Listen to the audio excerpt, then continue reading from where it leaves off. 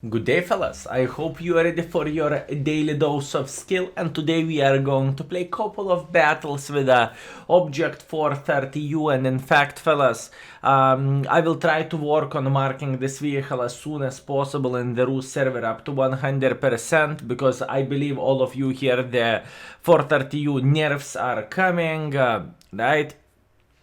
And I am not sad about that, don't get me wrong. I am actually happy. This vehicle is going to be touched, this vehicle is going to be nerfed, so if you want to see the last kicking with a 430U in the current stage, obviously if the nerfs is going to go through, and if not, and if Russian community is not going to say wee like they did last time and this tank was untouched, right?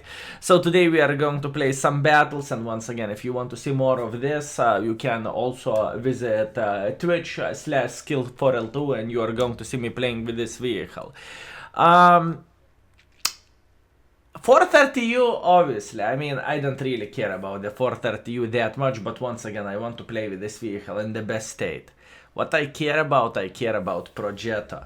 And I'm kind of happy, fellas. I finished with a Progetto already in the Russian server. We got up to 100% with this vehicle, and oh boy, I must admit that this is my favorite medium tank in the tier 10, and it's so damn beautiful, and I truly hope Wargaming will change their minds. And fellas, what do you think about Progetto nerf and 430U nerf? And obviously, maybe have in the comment section down below F for beautiful Progetto. That would be great. Also, fellas, when I played with this vehicle, I believe this is the best performance which I had in the Russian server. Well, maybe TVP. The TVP had a bit more damage, but I don't really care. I still like this vehicle so much more than TVP tier 10. It's insane, and it is beautiful vehicle for me. Anyways, no more rumble about Progetto. Let's go with the 430U. So let's play a couple of battles, let's see what I can do with this vehicle, and from Monday we are starting the grind for Mark of Excellence. Well, to be exact, up to 100% of the Mark of Excellence. And some people is asking, Skill, what you are getting from getting up to 100% of the Mark of Excellence? Fellas, you know what? I'm getting bigger internet PP. From this to that. What can I say? Every single of us are going mental in our different way, right? Now, obviously, jokes aside, I need some kind of challenge for myself in order to play the game. Because if I will play the game for tank requests or for anything else, it's not going to be very enjoyable for me, right? Since I figured I started this Russian server challenge like 2 years ago, we already have over 110 tanks, up to 100% of Mark of Excellence, and tomorrow in action you are going to see the Chrome will be best of. You will see how did I played with that vehicle, and most importantly win ratio with that tank. Like holy bananas from Banana Land, that was crazy. Anyways, now enough of flexing, skill, start doing something. So, the first things first, we have a Corridor Pass version 2. What do we want to do? There is a couple of things, and I believe I'm going to start going up here and by taking this position over there. What is bad thing about this vehicle? My lovely friends, the bad thing about this tank is gun depression. Gun depression is not very good. Speed is okay, it's not the best one, not the worst one, it's in between medium, heavy. Actually, it's more likely medium tank speed. I mean, 50 kilometers per hour is not bad by any means, right? But what is so damn broken about this vehicle is cupolas. Cupolas is roughly 340 millimeters or something, and it is cupolas. Potentially weak spot. So if you are getting yourself into the hold down position, people which is not shooting gold ammunition, they can literally go and F themselves. And obviously there is a space where you could penetrate it next to the mantlet somewhere. I'm not entirely sure, you can check on that in the tanks GG. It's still not giving too much hope for poor Tiger 2, which is which, you know, is trying to grind towards his beloved E100 or something, right? So keep this in mind. Grilla just shot our budget. Oh well, not much what I can do about this. And you know what? I want to load high explosive for a grill. This is the plan. So we are going like this, and we are preparing to smack this guy in the face. And 5, 4, 3, 2, 1, schnai. 560 from the medium tank. And Grilla now is considering his life choices, I believe. Okay, what do we have here? Waffle cock jack pizza. Okay, fellas, my lovely friends, trust me on this one. I'm going in front. I want to believe it's going to be worth it, okay? And if I believe it's going to be worth it, I am making a pressure right here, okay? If I will regret my decision, you can say, skill, you bloody donkey, how dare you to make a pressure idea and get banged, but I am feeling like I can play very, very aggressively right here. And if I feel like it, I am going for it. Jack Pizda is turning on us. It's completely fine, because next time we are going to have a hit ammunition right here. And we will start claiming this poor soul life, right? Ready, steady, go. As you can see, Mr. Jack Pizda can't do anything about this. He can't cry in the corner. This is only one thing what he can do. Okay, he just shot, that's great for us, and he is dead, beautiful. Okay, how about this IS-7 or 257 over there, let's see. The worst thing of all this is obviously our team which is capping the base right here, but I can't change it, fellas. If our team is deciding to cap the base, I would rather obviously let enemies to decap the base, and looks like they are working on the base decapture. Okay, listen, I am going to make a hardcore pressure for this Wafflecock for obvious reasons, right? So what we are going to do right here, we are going for him, and we are pretty much face hugging right here. So he's going to have way harder time to penetrate us, although he managed to do so. We managed to hit him with high explosive in the face, and now he is in the deep shithole. Bye bye. Oh my bananas, that was actually close. I could have died over there. Looks like Wafflecock had a very, very, very good DPM right there, right?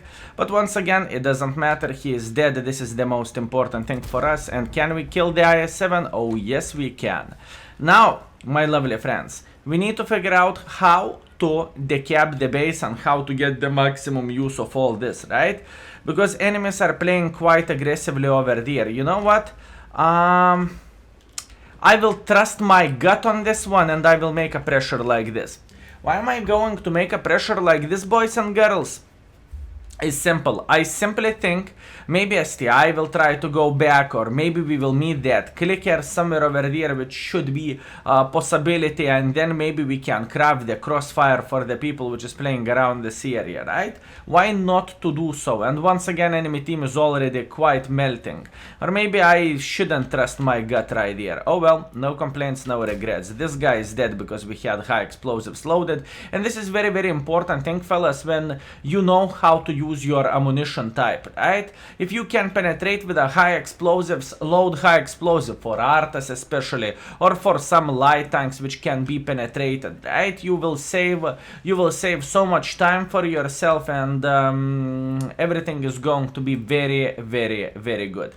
Anyways, 430 should go for us like this, right? At least I think he should.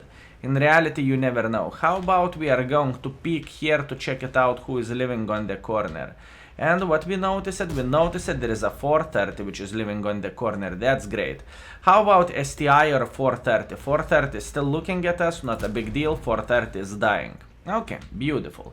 How about STI now? STI is going to take one for the team in approximately 17 billion years now. Beautiful. This guy is dead. Okay, hip hip hooray, here you go. The first battle, 6 kills. I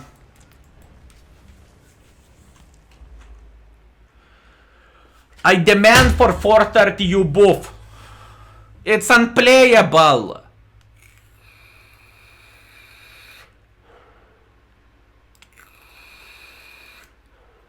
Fellas, I hope they are not going to nerf this vehicle. I mean, us with our friends, we have such a bloody full time playing with this vehicle, and now if our gaming is going to nerf the 430, it's medium tank, it's underperforming as a medium tank, okay?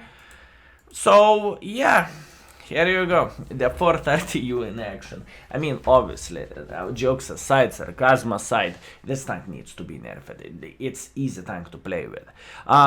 Some tips for people who don't know how to penetrate this vehicle. Boys and girls, whenever you are playing with a taller tank or even the same equal size like this vehicle and you have 122 millimeters plus gun, if I'm not mistaken, or maybe even 120 is working, I'm not entirely sure. What you are doing, you are lowering your gun. Imagine you are facing this vehicle, you are lowering your gun and you are shooting over there.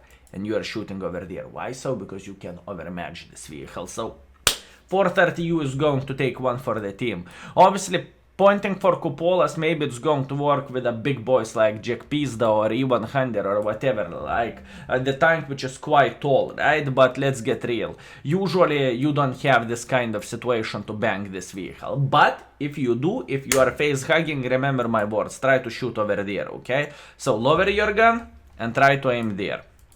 Maybe it will work. I believe it will work. Anyways, let's go for another battle with a 430U, right?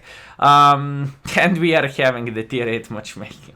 I mean, what are they supposed to do? Like, fellas, what do you think? What those tier 8s supposed to do for us? Tell me. What those tier 8s can do? The thing is, this tank is having the medium tank body in the game, right? So it's getting matched against the 140s or against the whatever budgets, right?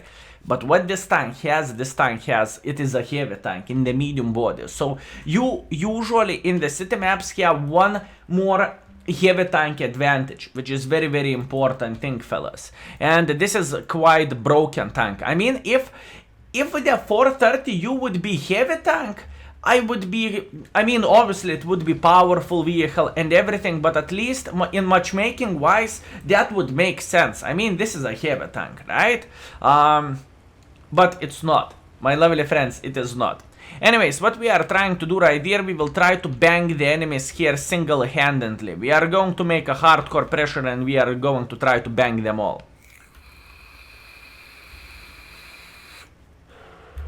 This is the main plan.